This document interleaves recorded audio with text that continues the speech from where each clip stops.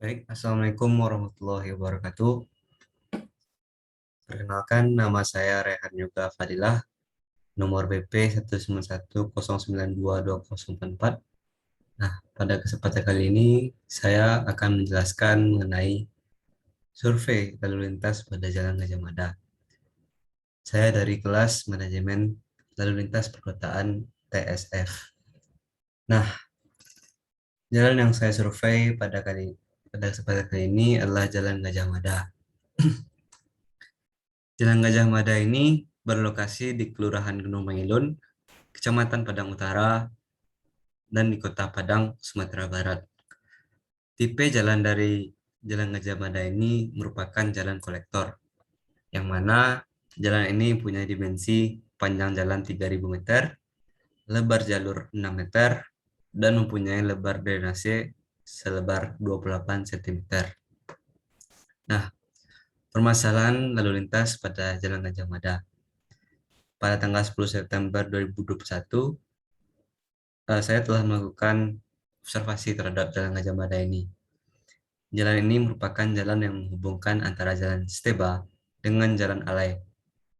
Pada jalan ini terdapat banyak gedung dan sarana seperti sekolah, pusat perbelanjaan, perkantoran pada Jalan Gajah Mada ini. Dengan banyaknya pusat aktivitas, menjadikan jalan ini menjadi jalan yang sibuk dan padat sehingga rawan akan kemacetan. Jalan Gajah Mada ini merupakan jalan yang mempunyai tipe simpang 4.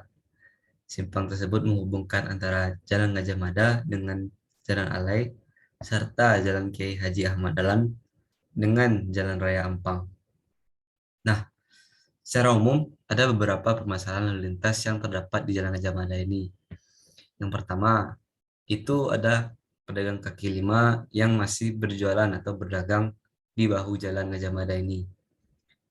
Lalu ada oknum-oknum pengguna mobil yang parkir sembarangan di bahu Jalan Gajah Mada ini. Nah, lalu ada masalah kepadatan lalu lintas di Jalan Gajah Mada ini yang mana sering terjadi di sekitar lingkungan sekolah, perkantoran, dan juga gedung lainnya, terutama di Simpang 4 Jalan Gajah Mada dengan Simpang Alai ataupun Kiai Haji Ahmad Dahlan dengan Jalan Raya Ampang. Nah, beberapa penyebab kepadatan lalu lintas itu, yang pertama itu terjadi karena Jalan Gajah Mada ini merupakan jalan yang cukup vital yang menghubungkan jalan-jalan utama di Kota Padang ini.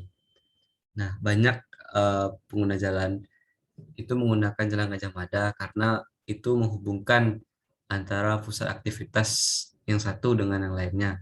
Misalnya, jika kita ingin pergi dari Jalan Raya Ampang ke Jalan Kiai Haji Ahmad Dahlan itu kan kita akan bisa melewati jalan tersebut untuk menuju Masjid Raya Sumbar misalnya, ataupun menuju pusat aktivitas lainnya seperti Gor Haji Agus Salim dan juga ke arah Pantai Padang. Nah, hal ini yang menyebabkan kepadatan lalu lintas. Apalagi di Simpang 4 Jalan Gajah Mada ini lampu merahnya itu eh, terlalu lama, sedangkan lampu hijaunya terlalu sebentar. Makanya itu terjadi penumpukan kendaraan di Simpang 4 tersebut. Nah, eh, beberapa identifikasi masalah lintas di Jalan Gajah Mada ini. Yang pertama, saya akan membahas tentang persimpangan. Jalan Gajah Mada ini merupakan jalan dengan tipe simpang 4 yang menghubungkan antara Jalan Gajah Mada dengan Jalan Alai serta Jalan Kiai Haji Ahmad Dahlan dengan Jalan Raya Ampang. Lalu, struktur dan kondisi jalan. Nah, pada Jalan Gajah Mada ini menggunakan struktur perkerasan kaku, yang mana lapis permukaan dari struktur perkerasan lentur. Ini merupakan eh, campuran agregat yang bergradasi rapat dan gak aspal, atau disebut juga dengan campuran beraspal. Kedua bahan ini dicampur dalam keadaan panas sehingga disebut dengan hot mix. Diamparkan serta dipadatkan dalam keadaan panas juga. Nah, biaya konstruksi untuk struktur perkerasan lentur ini relatif lebih murah daripada struktur perkerasan kaku. Di Indonesia, lebih banyak tenaga pelaksana yang ahli dalam pembuatan konstruksi perkasan lentur dibandingkan dengan perkasan kaku. Agar perkasan lentur ini berfungsi dengan baik, maka selain perkerasan harus terpelihara dengan baik, bahu jalan dan juga saluran samping juga harus terpelihara. Nah, untuk kondisi jalannya, pada jalan Gajah Mada yang tergolong padat pada jam kerja, kendaraan mobil dan sepeda motor yang mendominasi pada jalan ini, eh, dan juga truk yang sedikit mendominasi di jalan ini. Sebagian jalan dalam Sebagian jalan Gajah Mada ini berada dalam kondisi yang baik, namun di beberapa titiknya ada beberapa kerusakan seperti jalan berlubang. Nah, selanjutnya untuk identifikasi mengenai perlengkapan jalan. Berdasarkan Undang-Undang Nomor 22 Tahun 2009 pada pasal 29, pasal 25, beberapa perlengkapan yang ada di jalan itu sebagai berikut. Yang pertama, rambu lalu lintas. Pada Jalan Gajah Mada ini terdapat cukup rambu lalu lintasnya seperti tanda dilarang berhenti, tanda penyeberangan, dan juga rambu-rambu lainnya. Lalu ada alat pemberi isyarat lalu lintas atau yang orang Indonesia kenal itu sebagai lampu merah. Nah, lalu ada juga dengan yang disebut dengan zebra cross atau tempat penyeberangan. Nah, selanjutnya itu ada lokasi potensi kecelakaan. Dengan kepadatan kendaraan yang terdapat di Jalan Gajah Mada ini, terdapat beberapa potensi kecelakaan, yang mana karena kepadatannya tersebut membuat pengendara yang tidak sabaran terhadap uh, lalu lintasnya, sehingga mereka mau menerobos yang kendaraan lainnya sehingga terjadi kecelakaan. Dan juga pada malam hari alat pemberi isyarat lalu lintas ini biasanya mati pada malam hari, sehingga itu akan menyebabkan kecelakaan lalu lintas itu semakin bertambah kemungkinannya, sehingga rawan akan kecelakaan pada jalan ini. Lalu selanjutnya itu ada penggunaan bagian jalan selain peruntukannya. Nah,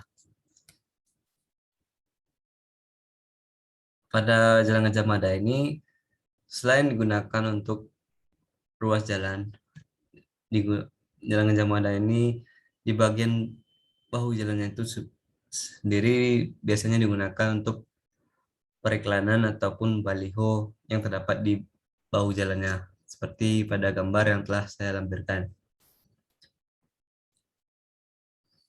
Nah, selanjutnya penggunaan ruang jalan. Jalan Gajah Mada ini digunakan sebagai sarana transportasi yang menghubungkan Jalan Steba dengan Jalan Teguh Umar Alai maupun Jalan Kiai Haji Ahmad Dahlan dengan Jalan Raya Ampang. Nah, selanjutnya itu ada tata guna lahan pinggir jalan. Pada jalan ini eh, masih terdapat beberapa oknum pedagang kaki lima yang menggunakan bahu jalan untuk berdagang, dan juga oknum-oknum pengguna mobil yang memarkir kendaraannya sembarangan.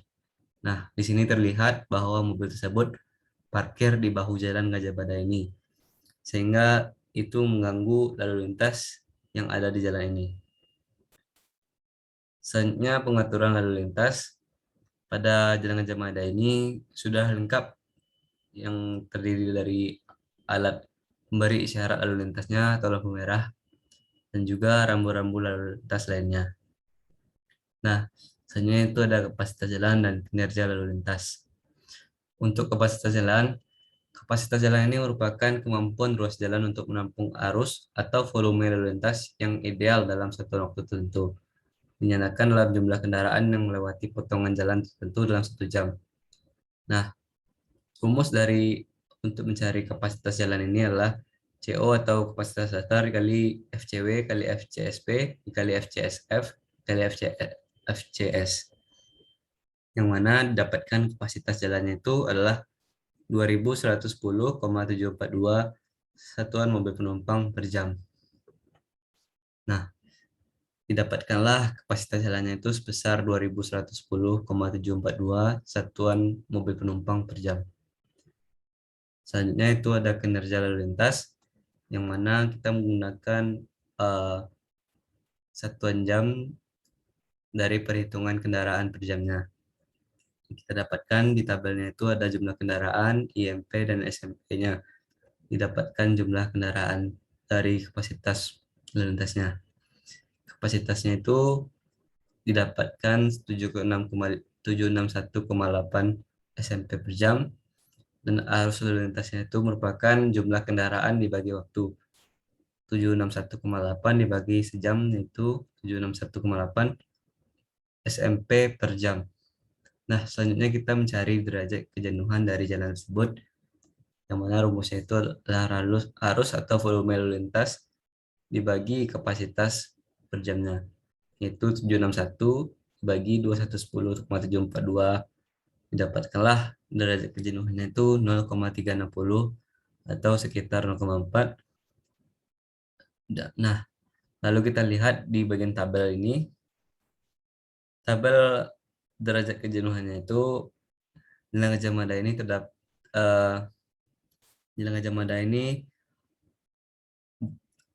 terdapat pada los B, yang mana arusnya stabil, tetapi kecepatan operasi mulai dibatasi oleh kondisi lalu lintas. Nah, untuk los B ini menggunakan derajat kejenuhan 0,20 sampai 0,44, sehingga Jalan Gajah Mada ini termasuk dalam los B. Nah, selanjutnya itu kita akan menghitung volume lalu lintasnya.